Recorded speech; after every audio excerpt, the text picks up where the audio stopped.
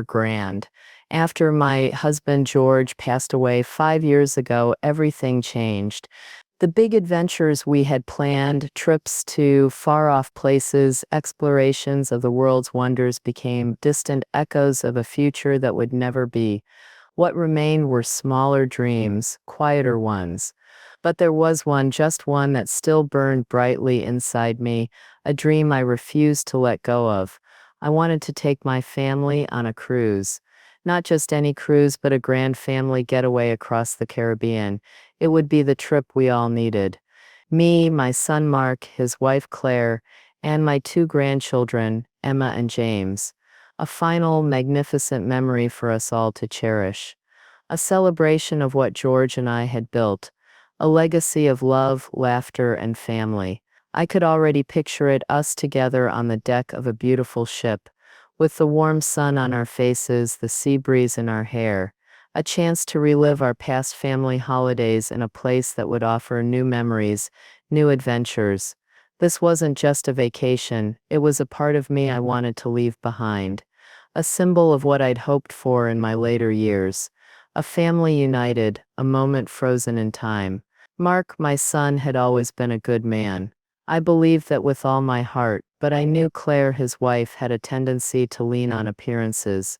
She lived in a world of Instagram-worthy moments, curating a life that always looked effortless, always looked perfect. From the outside, they seemed to have it all. Their beautiful house in the suburbs, their pristine lawn, and their well-behaved children. But I knew better. I'd heard Mark's vague complaints about tight budgets, about how their lifestyle often stretched them thin.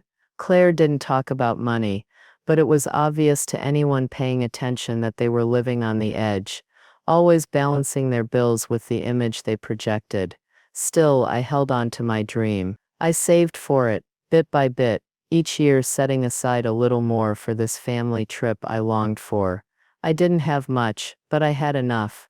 Enough to treat my family to a vacation that would last in our memories long after I was gone. Every Sunday during their visits, I would pull out the glossy brochures from the cruise line. I would open them with excitement, showing off the beautiful beaches, the sparkling waters, and the smiling families in the photos. Wouldn't it be wonderful? I'd say, my voice full of hope. A cruise for all of us. My treat. I've saved for it, for you. Mark would light up, his face briefly reflecting the enthusiastic young boy I remembered. That sounds amazing, Mom. It really does, he'd say. Claire, on the other hand, would offer a polite but cool smile, her eyes quickly scanning my modest home. A cruise sounds lovely, Cora, she'd remark. But the right cruise, with the right amenities, the suites, the excursions, it's going to cost a lot. It's all about the photos, you know. We wouldn't want to do it halfway. I remember the sharp contrast between her words and the excitement in my chest. The way she dismissed the idea without truly hearing me, without sharing in my vision for a family trip. But I didn't want to make a scene, so I nodded and tucked my feelings away, holding on to the hope that one day they would come around. Mark, sensing my disappointment, would try to soften things. We'll figure it out, Mom. We'll make it work. I'll talk to Claire. Let's just look at the dates again. But with each conversation, the dream began to feel more distant. It wasn't that I was giving up on it. No, I would never do that. But the cracks were starting to show. They didn't see it the way I did. They didn't understand what this meant. Before I continue, I want to ask all of you to please give a like to this video and subscribe to my channel, The Silent Stories, for more stories like mine. Your support means the world to me. Also, I'd love to know where you're watching from, so drop a comment telling me which country you're tuning in from. It's incredible to see how far this community of wonderful people has grown, and I'm so grateful to be able to share my story with you. It was during one of those difficult conversations where Mark and Claire sat on my old sofa, eyes darting around the room, that they presented the idea. Mark, eager to please, but always a little too influenced by Claire's desires, looked at me with an almost pleading expression. Mom, he began, his voice slightly hesitant but optimistic. I've been thinking we could book the cruise using your credit card. The rewards are fantastic. I mean, the points alone could cover a lot of the trip, and then we can pay you back from my year-end bonus. It's a smart way to manage cash flow, especially with everything going on. His words sounded reasonable, even convincing. Claire nodded, her cool smile returning. It's really the best option, Cora, she added, in that condescending way she had. That way you're not putting all the money up front, and we get the benefits of the rewards. It's practically free money. I was hesitant. It wasn't like I hadn't heard this before. The idea of putting such a large sum of money on a credit card made me uneasy. I was of a different generation, one that avoided debt like the plague, one that believed in living within your means. But Mark seemed so excited, so sure of himself. The old me, the one who believed in hard work and sacrifices for my family, wanted to say yes. I didn't want to be the obstacle, the person who couldn't keep up with their modern way of doing things. And then I thought about the cruise again, the dream I'd been carrying for so long, the vision of us all together basking in the sun, laughing, making memories. I wanted to make it happen so badly. I didn't want to be the one to stop it. I didn't want to disappoint them, especially after all these years of waiting for a moment like this. I looked at Mark, then Claire. All right, I said, my voice a little shakier than I'd intended. If it's for the family cruise, I agree. Just make sure it's all booked and let me know the details. They both smiled, and I could feel the relief in the air. They were pleased with me. They didn't have to worry about paying up front, and I felt that sense of pride swell within me, like I had done something right. I was part of the plan, part of making their dream vacation come true. What I didn't realize was that my agreement would mark the beginning of my own undoing. The moment I handed over the trust I'd always placed in them, I unknowingly handed over the keys to my own vulnerability. And while I thought I was contributing to a family dream, they were quietly weaving a deception that would tear my heart apart. As I signed off on that decision, something gnawed at me deep inside, a feeling that I couldn't quite shake, but I ignored it. I had to trust them, didn't I? They were family. They wouldn't betray me. Not over something as simple as a cruise. The days following our conversation passed slowly. Mark and Claire became more distant, their answers to my excited questions about the trip vague and non-committal. At first I thought it was just the busy nature of their lives. Mark had work, and Claire was always consumed with the demands of her social media accounts and the life she meticulously crafted. I didn't want to be a bother, so I kept my enthusiasm in check, only asking when I thought it was the right moment. But soon I began to notice the subtle ways they pushed me out of the conversation. I'd ask about the cruise dates, and Mark would respond with, "We're still looking for the best itinerary, Mom. You know how it is with schedules and everything." I'd ask if they had booked the excursions, and Claire would say, "I've been researching them, but we're not sure which ones to choose yet. We want to make sure they're Instagram worthy, you know? Can't settle for anything less." The mentions of me being part of the trip began to dwindle. Claire would bring up the cruise in passing, but always in the context of what's best for you, Cora. She'd talk about how the kids were excited, how Mark was taking care of everything, how she was making sure the ship had everything for our comfort. I wanted to believe her, but something didn't sit right. I started to feel like I was being kept at arm's length, like a guest in my own family's plans. They'd come over on Sunday afternoons, and I'd make my famous apple pie, hoping to rekindle some warmth in our relationship. But instead of engaging with me, they'd talk about everything else: plans for the house, what Claire's friends were doing, the latest trends in travel. Each time I was left out of the conversation, tucked away in the periphery of their busy lives. One afternoon I called Mark, eager to finalize the cruise details. He answered, but his tone was strained.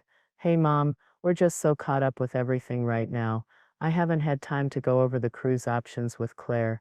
I felt a pang of frustration, but brushed it off. I'd been patient, but the silence around the trip was deafening now. I let the matter drop for a few days, but then I received a text from Claire one evening while I was settling down with my cup of tea. "Hi, Cora, just wanted to check in.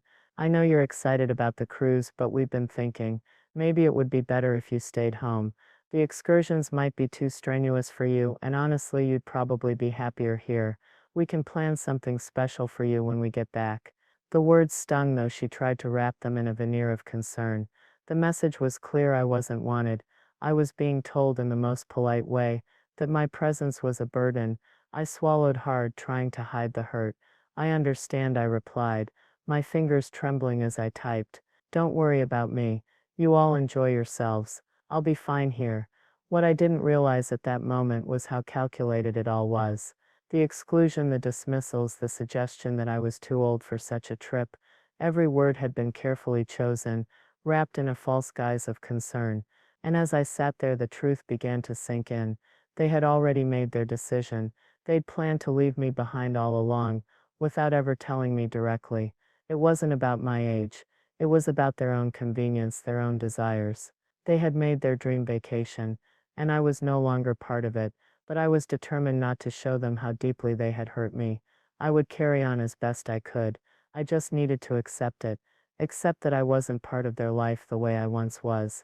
Still, in the quiet corners of my heart, I held on to the hope that they might reconsider, that maybe, just maybe, I would be part of this family memory after all. Little did I know, I was already being written out of the script. The crushing realization came on a Sunday afternoon when I least expected it. Mark and Claire had stopped by for a visit, the usual Sunday ritual. I made my lemon meringue pie, hoping it would bring a bit of warmth to the table, but instead there was an air of tension that I couldn't ignore. Mark didn't touch the pie. He looked at it, gave a polite smile, but his focus seemed elsewhere. Claire was the one to speak first. "Mom, we've been talking," she began, her voice a little too careful, a little too rehearsed. "We've looked at the numbers, and with the kids' school expenses and some of the financial pressures, the cruise just isn't going to work right now." Her words were like a slap across my face, but it was the way she spoke them, so condescending, so filled with false sympathy, that cut the deepest. "We were hoping to postpone the trip for now," she continued, her eyes scanning the room as if seeking approval from somewhere beyond me. "Maybe next year, when things are better financially. We'll keep the idea in mind, but right now it's just not feasible." I sat there, my hands gripping the edge of the table as though it was the only thing holding me upright. The lie was so thin, so transparent, that I could see right through it. I had trusted them. I had believed in the dream they'd spun, in the idea of a final family trip together. And yet here they were, justifying their decision with excuses that didn't hold any weight. I nodded, fighting to keep my composure. "I see," I said quietly, my voice barely above a whisper. I couldn't find the right words to express how deeply I felt the betrayal. I couldn't even bring myself to confront them, to ask why they hadn't been honest with me from the start. Claire reached across the table and patted my hand, a gesture meant to soften the blow. "Honestly, Cora," she said, her tone dripping with fake concern, "it's a blessing in disguise. A big cruise like that, well, it's a lot of walking, different time zones, the heat. We were worried it might be too much for you, honestly." Her words were a calculated attempt to make me feel like I was the problem, like I was the one who couldn't handle it, the one who was too fragile to enjoy something as simple as a vacation. And the worst part was that I let her. I let her make me feel small, insignificant, as if my desires didn't matter, as if I was a burden they had to bear. As I looked at her cold, perfect smile and Mark's averted gaze, the truth settled in my chest like a heavy stone. They had no intention of taking me on that cruise. They had made their plans weeks ago, long before they'd pretended to discuss it with me. And in that moment, the dream I had clung to for so long shattered into 1,000 pieces. I forced a smile, though it felt like the most painful thing I'd ever done. "I understand," I said. "Don't worry about me. Just take care of yourselves." Mark didn't say anything. He simply nodded, his eyes avoiding mine. They both got up, their departure more hurried than usual. The door closed behind them, and I sat there alone, with the remnants of my shattered dream, and the realization that I had been lied to, manipulated, and left behind. I knew in that moment that they would never see the pain they'd caused. To them I was just an old woman who had outlived her usefulness, but I wasn't ready to accept it, not yet. I sent Mark a text later that night, something simple and unassuming. "I understand about the cruise, honey. Don't worry about me. Just wanted you to know the emergency credit card is still in your wallet. If anything happens, just let me know. Love, Mom." It was a foolish act of faith, a final attempt to reach out, to show them that despite everything, I still cared. But deep down, I knew the truth. I was just another accessory to them, a tool to be used when it was convenient. And the worst part was, I had let them do it. I spent the following weeks in quiet solitude, trying to adjust to the emptiness they had left behind. Mark and Claire's visits became less frequent, and the phone calls dwindled to nothing more than the occasional check-in that felt obligatory rather than genuine. I tried to keep busy. I met my friends for tea. I took walks in the park. I even started a new puzzle I'd found tucked away in the closet. Anything to fill the time, to drown out the disappointment that sat heavy in my chest. But as much as I tried to distract myself, I couldn't stop thinking about the cruise, the dream I'd been promised, the trip that was supposed to be the final family memory, the one that would make all the years of sacrifice worth it. It haunted me. I kept replaying that conversation, the words they had said, the way they had so smoothly brushed me aside, as if I didn't matter anymore. Then one afternoon, something happened that would change everything. It started with a text from Emma, my granddaughter. I had been expecting a message from her, but not this one. The photo appeared on my phone, a breathtaking view of the Caribbean turquoise waters, a stretch of golden sand, and in the corner of the picture, Emma's smiling face, sun-kissed and carefree. The message that came with it made my heart drop. Hi, Grandma. Wish you were here. The Caribbean is so beautiful, the water's warmer than a bathtub. Love you. Arr. I blinked, my mind racing. The Caribbean? I typed back, trying to convince myself I'd misunderstood. I didn't want to believe what my heart already feared. But Emma's response confirmed it. No, silly. It's from right now. We're on the big ship. Dad said you couldn't make it, that you were feeling under the weather. Hope you feel better soon. XOXO. I stared at the words, numb. I didn't even know how to respond. It was impossible to comprehend, the sting of betrayal sinking deep into my bones. I had been lied to. The cruise wasn't postponed. They had taken the trip without me.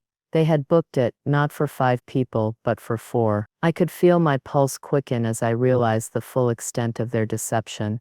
They had used my credit card to pay for their entire trip, knowing full well they were leaving me behind. I grabbed my tablet, shaking hands, fumbling to unlock it. I went straight to the credit card app, my stomach turning as I navigated to the transactions. I scrolled through the charges, my heart sinking with every line. The first charge, 5 figures, the largest payment was to the cruise line. The description read, 7-night Caribbean cruise for 4, not 5. My name was nowhere in the details. Then came the charges from the past few days. Onboard purchases, excursions, high-end shopping. They were living it up, spending my money, enjoying their luxury vacation at my expense. Each transaction felt like a slap in the face. The casino tabs, the jewelry store, the designer handbags, all of it was paid for with my trust, my credit, my money. I felt a cold wave of disbelief wash over me, followed by a sharp, steady anger. How could they do this to me, to their mother, their grandmother? They had used my savings to fund their getaway, to humiliate me, to erase me from their lives like I was nothing more than a tool for their enjoyment. The humiliation of it all hit me like a wave, but then something else began to rise within me, something darker, something cold and calculated. This wasn't just about the money, it was about the principle, the betrayal, the arrogance they had shown in thinking I wouldn't find out. They thought I was too old, too out of touch to notice what they were doing. They were wrong. I sat there for a long time, my fingers hovering over the screen, as I thought about what to do next. I couldn't let them get away with this. I wouldn't let them. This wasn't just about a trip. This was about respect, about how they had used me, manipulated me, and taken advantage of my trust. And now they were going to pay the price for it. I didn't know how yet, but I would find a way. I would make sure they understood that no one could take advantage of me and get away with it. Not anymore. The wheels of revenge began to turn in my mind. And for the first time in a long time, I felt a sense of purpose. I wasn't the kind of person to act impulsively, No, I had spent my life being patient, measured, careful in everything I did, even in the face of the immense betrayal Mark and Claire had thrown at me. I knew my next move had to be calculated. The rage was there, simmering just beneath the surface, but I refused to let it control me. What I needed was a plan, a strategy that would hit them where it would hurt the most, without warning, without mercy. I spent the next few days in quiet preparation, letting the pain simmer down into something colder, something sharper. Every move I made was deliberate, thoughtful. I kept the details of my discovery to myself, letting them think I was none the wiser, letting them believe their lie had succeeded in keeping me in the dark. I went over every transaction carefully, making meticulous notes in my ledger. I had been a teacher for most of my life, and that old habit of taking careful notes, documenting everything, was serving me well now. I made a list of all the fraudulent charges. The large booking to the cruise line, the excursions, the designer purchases, they were all there, clearly listed in front of me. Each one was a piece of evidence. Each one was a reminder of how they had taken advantage of me. I logged the date and time of Emma's text, noting the exact moment I had learned of their betrayal. I wanted to remember this, not for them, but for me. This was my moment of reclamation, and I wasn't going to let it slip away unnoticed. After organizing my evidence, I made a phone call to my bank's customer service line. I wanted to be prepared, to know exactly what my options were before taking any drastic steps. When I called, I kept my voice steady, calm, and polite. The representative on the other end, David, was professional and courteous. I explained that I needed to report a series of fraudulent charges on my credit card. He asked for details, and I made sure to provide everything: each charge, the dates, the amounts, the merchants involved. Once he had all the information, David informed me that they would freeze the account to prevent any further unauthorized charges. A new card would be issued, and the fraudulent charges would be investigated. I thanked him, trying not to let the satisfaction show in my voice. The plan was in motion now. I had their fate in my hands, and I wasn't going to let them escape the consequences of their actions. I could picture it now. Mark and Claire, on their extravagant cruise, enjoying everything I had paid for. But the moment I froze that card, they would be trapped. I took another quiet moment to savor the calmness of the situation. I was in control. I had a plan, and I would make sure they knew exactly what it felt like to be exposed, vulnerable, and helpless. The wheels of my revenge were set in motion, but I wasn't going to strike just yet. Not until the time was right, and when the moment came, they would be caught completely off guard. I spent the next few days gathering my strength, preparing for the call that would turn everything upside down for them. It would be a simple, direct action. The card would be frozen, and their lives would be thrown into chaos. The trap was set, and now all I had to do was wait. The days passed slowly as I waited for the perfect moment to strike. I knew Mark and Claire were out of reach while they were on that cruise, living in the lap of luxury, their carefree smiles hiding the truth of their deceit. They thought they were getting away with it. They thought I was just an old woman sitting quietly at home, too clueless to notice the betrayal. But they had underestimated me. I spent those days preparing. Each action was deliberate, each step part of a plan that would unravel their lies and expose them for who they truly were. I took comfort in the quiet, the control, the calm certainty that I would not let them get away with this. It wasn't about the money, it was about respect, about showing them that they couldn't just walk over me without consequences. I kept everything close to my chest. I didn't tell a soul what I was planning. My friends didn't know. My neighbors didn't know. And most importantly, Mark and Claire had no idea what was coming. They were blissfully unaware, enjoying their drinks by the pool, their days filled with excursions and fine dining, thinking I was still in the dark, but I wasn't. Finally, the time came. The cruise was nearing its end, the final stretch. The last few days when they would have spent every penny they could charge to my card, when their onboard bill would be as high as it could get. It was the perfect moment to strike, right when they would be least expecting it, completely vulnerable. I logged into my bank account and called the customer service line again. David, the same representative I had spoken with before, answered the phone. "Hello, Mrs. Sterling. How can I assist you today?" I felt a strange sense of calm wash over me. "Hello, David," I said, my voice smooth, controlled, not a trace of the anger I felt. "I need to report further fraudulent activity on my account. Please freeze the card immediately." There was a pause on the other end of the line as David processed the request. "Of course, Mrs. Sterling. I will initiate the freeze now and issue a new card to you. Is there anything else I can assist you with today?" "No, that will be all. Thank you." I hung up the phone and leaned back in my chair, feeling a small but satisfying smile tug at the corners of my lips. The trap was set. I imagine them now, Mark and Claire, the arrogant smiles on their faces, the expensive drinks in their hands. They had no idea that their dream vacation was about to come crashing down. The onboard purchases, the excursions, the luxury meals, they had all been charged to my card. But now their ability to keep charging was gone. Their access was cut off. They were stranded, financially helpless in the middle of the ocean.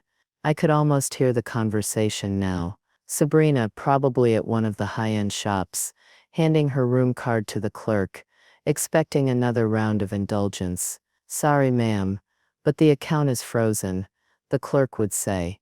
I could picture her face. Surprise, then anger, then embarrassment. The humiliation would begin slowly. At first a ripple that would spread until it consumed them completely. And that was just the beginning. It would all unfold in front of other passengers. Mark and Claire scrambling to explain, trying to fix what they had broken. But there was no fixing it now. They had made their bed, and now they would lie in it. The consequences of their actions would be served not with loud confrontations, but with cold, precise vengeance. I didn't need to see their panic. I knew it was coming. I could feel it in every part of me. The quiet satisfaction of a woman who had been wronged, but who had found a way to make things right on her terms. I waited for the phone call, knowing it would come. The panic in their voices, the pleading, but by then it wouldn't matter. The damage would be done, and I would be the one holding the power. The storm was about to break. The call came exactly when I expected it. Saturday morning, the last full day of their luxurious voyage. The international number flashed across my phone screen, and I could almost hear Mark's frantic voice on the other end before I even picked up. I took a moment to breathe deeply, savoring the calm before the storm. I knew this would be a moment to remember. I answered the phone after 3 rings, letting the tension build in the air. "Hello," I said, my voice as smooth as I could make it, calm and collected. "Mom, thank God you picked up." Mark's voice cracked with panic, and I could hear the distress in every word. "It's a nightmare. The cruise line has frozen your card. They've cut us off from everything. We can't even buy a bottle of water. You've got to call them, tell them it's a mistake. Tell them to lift the hold. We're stuck out here and we don't have any way to pay for anything. You have to fix this, Mom." I let the silence hang between us for a moment. "A mistake?" I echoed, keeping my voice steady. "I don't believe there's been any mistake, Mark. I was informed of a series of unauthorized charges on my account. Charges made by you and Claire, using my credit card without my permission. So, following my bank's security protocols, I had the card frozen to prevent further fraudulent activity." There was a long pause. I could practically hear his heart race, his mind struggling to process the reality of what had just happened. I could hear Sabrina in the background, her voice shrill as she demanded to know what was going on. "Fraudulent? What are you talking about, Mark?" she yelled, but I could hear the undertone of panic beneath the anger. "Yes, Jonathan," I continued, my voice growing colder. "That's the very definition of fraud. You used my credit card, the one I specifically told you was for emergencies only, to fund your entire trip. You didn't just take advantage of me. You lied to me. You lied about the whole trip, about postponing it. You made plans without me. You had no intention of including me. His voice, now panicked and pleading, broke through again. Mom, you don't understand. It wasn't like that. I was going to pay you back. It just made sense to use your card for the points, for the rewards. I was going to take care of it. I swear, you're overreacting. I could feel my jaw tighten, but I kept my voice calm. No, Mark, you didn't just use my card for rewards. You used it to go on a luxury vacation. A vacation that wasn't just funded by me. It was stolen from me, and now you're reaping the consequences of that theft. There was a long pause before he spoke again.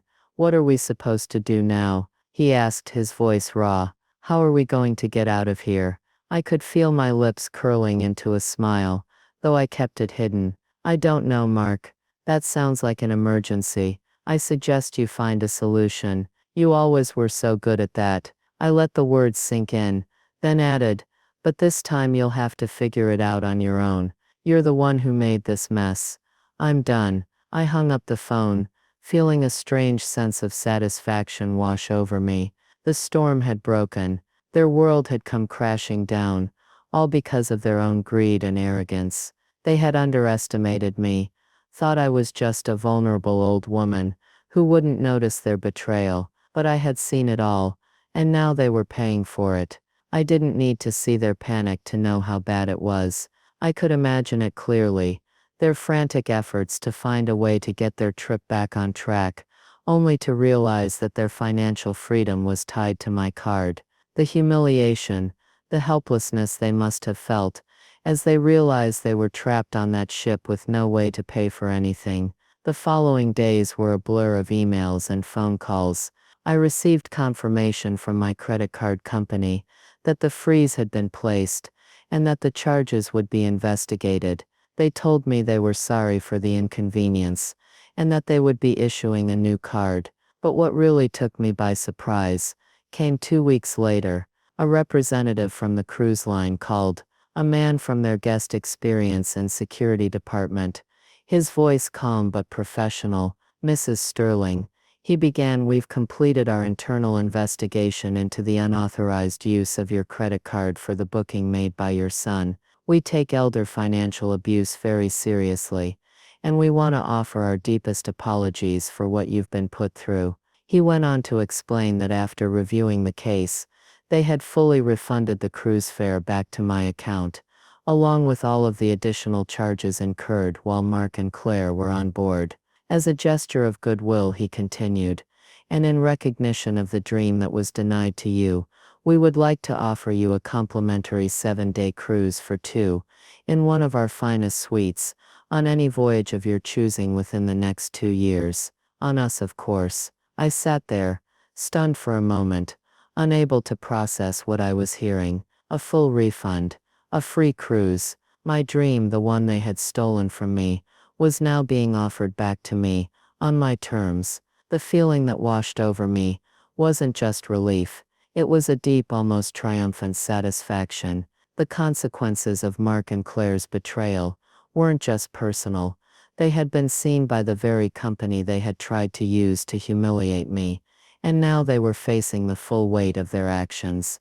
A few months later, I boarded the cruise with my best friend Ruth, who had been there for me through everything. I sat on the balcony of a beautiful stateroom, the warm Caribbean sun on my face, my cup of tea resting on the table in front of me, the same turquoise waters I had once dreamed of. Now a reality. This time it was my dream, and it wasn't paid for with my sacrifice, but by the consequences of Mark and Claire's scams. And it was sweeter than any dessert they could have served on that ship.